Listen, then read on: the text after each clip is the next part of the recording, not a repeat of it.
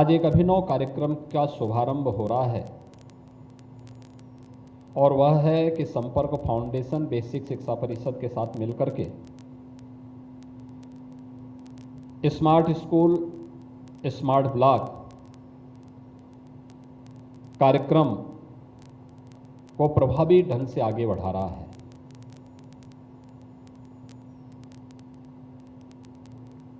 यह एक अभिनव पहल है।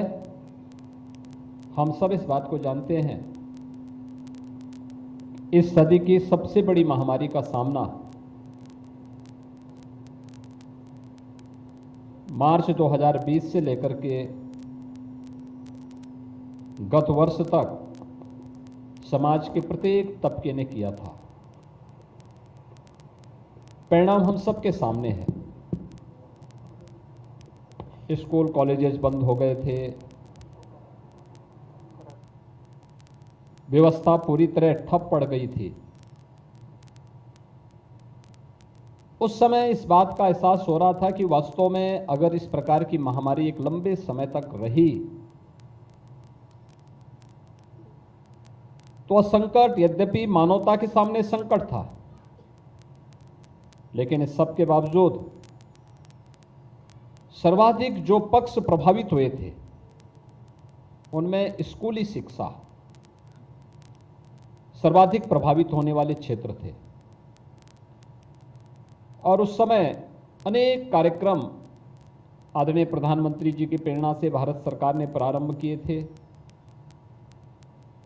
टेक्नोलॉजी का उपयोग करके हम शिक्षा की इस स्थिति में कैसे सुधार ला सकते हैं कि जिसमें ऑनलाइन एजुकेशन के कार्यक्रम प्रारंभ हुए थे।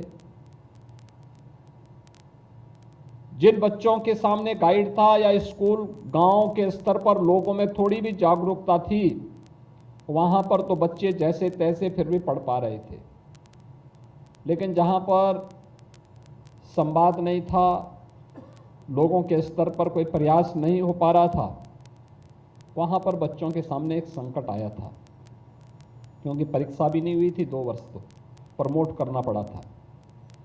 और फिर ये बात सामने आई कि नहीं, हमें अपने आप को तैयार होना पड़ेगा, अपने आप को तैयार करना पड़ेगा।